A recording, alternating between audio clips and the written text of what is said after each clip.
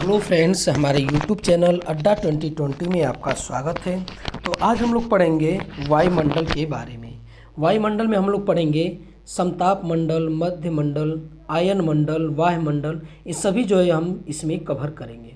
तो आइए पहले हम लोग देखते हैं कि पृथ्वी का वायुमंडल, यानी पृथ्वी का वायुमंडल किसे कहते हैं, और इससे पहले हम लोग देखेंगे वायुमंडल किसे कहते हैं। तो वायुमंडल किसे बोला जाता है? तो वायुमंडल जो है किसी भी ग्रह के चारों ओर गैस के आवरण को वायुमंडल बोला जाता है।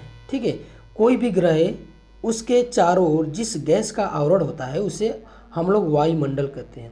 और पृथ्वी के जो है पृथ्वी के चारों ओर जिस गैस के आवरण है उसे बोला जाता है पृथ्वी का वायुमंडल।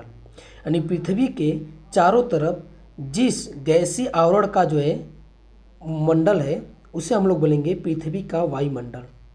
इसी वायुमंडल के कारण जो है पृथ्वी पर जीवन संभव है। ठीक है, इसी कारण जो है पृथ्वी पर जीवन संभव है। वायुमंडल की ऊपरी परत के अध्ययन को क्या बोला जाता है? बोला जाता है वायु विज्ञान, यानी जिसे हम लोग बोलते हैं एरोलॉजी बोला जाता है। और निचली परत के अध्ययन को बोला जाता है ऋतु विज्ञान, यानी इसे बोला जाता है इंग्लिश में मेट्रोलॉजी बोला जाता है। आगे हम लोग देखते हैं, आगे है कि वायुमंडल में जो पाने जाने वाली महत्वपूर्ण गैसें हैं तो वो कितना है।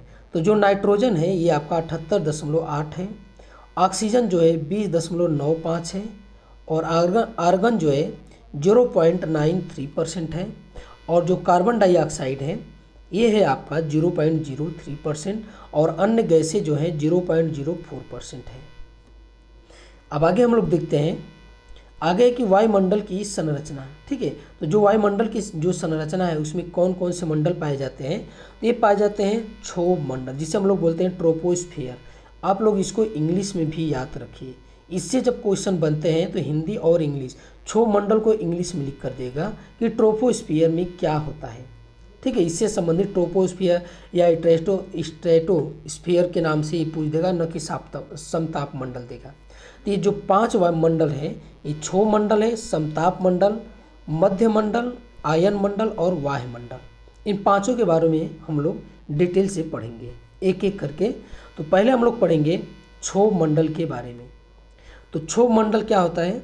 तो क्षोभ मंडल जो है वायु की सबसे निचली परत है, और क्षोभ मंडल की जो ऊंचाई है सतह से लगभग 18 किमी तक है। ठीक है, जो क्षोभ मंडल की ऊंचाई है ये जो है सबसे निचली परत है, और ये इसकी जो ऊंचाई है 18 किमी तक होती है। ध्रुवों पर क्षोभ मंडल की ऊंचाई जो है 8 किमी, और तथा विषुवत रेखा पर जो इसकी जो ऊंचाई होती है वो 18 किमी होती है। अब इसमें जो है जितनी भी सभी मौसमी गतिविधियां होती हैं सभी जो है ये क्षोभ मंडल में ही होती हैं। ठीक है, ये क्षोभ मंडल में होती है, जैसे बिजली का कड़कना, बादल का बनना, आंधी एवं वर्षा, इंद्रधनुष, ये सभी जो घटनाएं होती है ये सभी जो है क्षोभ मंडल में होती है। क्षोभ मंडल में प्रति 165 मीटर की ऊंचाई पर 1 डिग्री सेल्सियस तापमान में गिरावट होती है, ये महत्वपूर्ण पॉइंट है। और इस मंडल को संवहन मंडल भी बोला जाता है। क्षोभ मंडल को जो है संवहन मंडल भी बोला जाता है। ये देखिए हमारी पृथ्वी है। ठीक है, ये पृथ्वी है, और इस पृथ्वी से जो है ये 18 किमी की ऊंचाई तक जो है ये आपका क्षोभ मंडल है, और इसी में सभी घटनाएं होती है।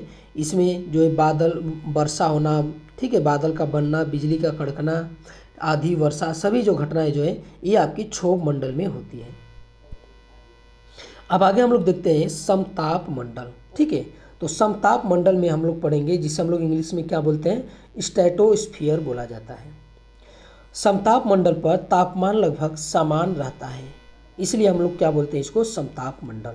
समताप मंडल की धरती से ऊंचाई जो है 18 से 50 किमी तक होती है। समताप मंडल में मौसमी घटनाएं नहीं होती हैं, जैसे जो मौसमी घटनाएं होती हैं जैसे बादल का गरजना, बिजली का कड़कना, जैसे जो सभी ये जो घटनाएं होती हैं ये इसमें नहीं होती हैं। तापमान समान रहने व मौसमी गतिविधियों से मुक्त होने के कारण जो है ये वायुयान जो है इसमें जो साफ समताप मंडल में उड़ाए जाते हैं, यानी वायुयान के लिए जो है ये आदर्श जो है समताप मंडल माना जाता है। ठीक है, आदर्श जो है मंडल माना जाता है वायुयान की उड़ान के लिए। और जो ओजोन परत होती है वो समताप मंडल में ही स्थित होती हैं। ठीक है, जो एग्जाम में पूछा जाता है कि ओजोन परत है इस किस मंडल में स्थित है, तो ये जो है समताप मंडल में ही स्थित है, जो कि सूर्य से आने वाली जो पराबैंगनी किरणें होती है उनको जो है अवशोषित कर लेती है और उनसे जो है हमारी रक्षा करती है। और ओजोन परत की मोटाई नापने के लिए डाप्सन जो है इकाई का प्रयोग करते हैं। ठीक है, डाप्सन इकाई का प्रयोग किया जाता है। और जो समताप मंडल की ऊंचाई है तो ये कितनी है, तो ये 18 से, ठीक है, यहाँ से लेके यहाँ 18 से 50 तक जो है किमी है इसकी ऊंचाई। अब आगे हम लोग देखते हैं कि मध्य मंडल। ठीक है, अब हम लोग मध्य मंडल देखते हैं आगे। इसमें है आपका कि मध्य मंडल वायुमंडल की तीसरी परत है। ठीक है, मध्य मंडल जो है वायुमंडल की ये तीसरी परत है तथा वायुमंडल के बीच में ये स्थित है। ये जो है तीसरी परत है और वायुमंडल के बीच जो है ये स्थित है। इसका जो विस्तार है 80 से 50 किमी तक है। ठीक है, ये देखिए 80 से, ठीक है, 50 से 80 किमी है इसकी ऊंचाई, ये 50 से 80 किमी है। और ये जो अंतरिक्ष से आने वाले उल्का पिंड मध्य मंडल पर आकर ही जलकर समाप्त हो जाता है। ये इसकी जो है खासियत है कि जो अंतरिक्ष से उल्का पिंड गिरता है ये जब मध्य मंडल में आता है तो ये जलकर जो है समाप्त हो जाता है मध्य मंडल में। अब आगे हम लोग देखते हैं कि आयन मंडल। ठीक है, हम लोग आयन मंडल देखते हैं। आयन मंडल मध्य मंडल के ऊपरी यानी 80 किमी से 400 किमी के बीच स्थित है। जो आयन मंडल है ये जो है 80 किमी से लेकर 400 किमी के बीच ये स्थित है। ये आपका आयन मंडल। वायुमंडल की यही जो परत होती है इसी में जो है रेडियो तरंगे जो है परावर्तित होती हैं। जितने भी दूर संचार जो होते हैं, टीवी ये सब जो चलते हैं, तो इनकी जो तरंगे होती है रेडियो तरंगे ये यहीं से जो है परावर्तित होकर आती हैं। और संचार उपग्रह जो है इसी मंडल में स्थापित किए जाते हैं। जो हमारे सैटेलाइट होते हैं ये इसी मंडल में जो है आयन मंडल में जो है स्थापित किए जाते हैं। अब आगे हम लोग पढ़ते हैं आखिरी, ये है वायुमंडल। ठीक है, तो वायुमंडल जो है वायुमंडल की सबसे ऊपरी परत है। जो वायुमंडल है वायुमंडल की सबसे ऊपरी परत है।